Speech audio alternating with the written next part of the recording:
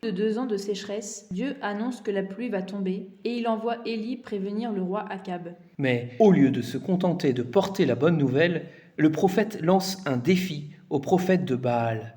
Est-ce Baal ou le Dieu d'Israël qui est capable d'envoyer le feu du ciel?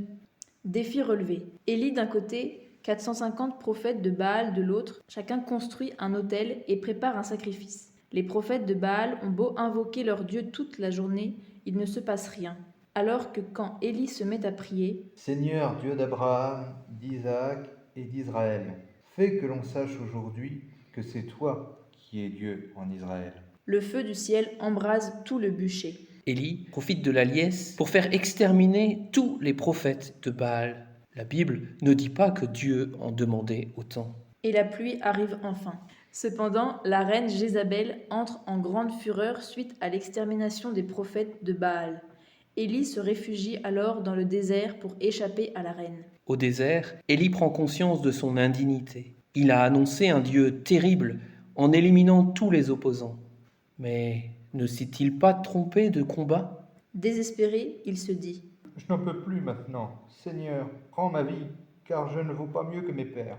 Il lui reste à découvrir que la puissance de Dieu est faite de douceur, celle qui ne crie pas, n'élève pas le ton, ne brise pas le roseau ployé, n'éteint pas la mèche qui s'étiole, comme le dit le prophète Isaïe. En attendant, il est découragé. Or voilà qu'il va découvrir un Dieu de compassion. » Puis Élie s'étendit sous le buisson et s'endormit. Mais voici qu'un ange le toucha et il dit « Lève-toi et mange. » Il regarda, il avait près de sa tête une galette cuite sur des pierres brûlantes et une cruche d'eau. Il mangea, il but et se rendormit. Une seconde fois, l'ange du Seigneur le toucha et lui dit « Lève-toi et mange, car il est long, le chemin qui te reste. » Élie se leva, mangea et but. Puis, fortifié par cette nourriture, il marcha 40 jours et 40 nuits jusqu'à l'Horeb, la montagne de Dieu. Élie ne va pas à la montagne de l'Horeb par hasard, car c'est là que Dieu s'est déjà manifesté à Moïse. On le voit dans les cases 13 à 15 du jeu.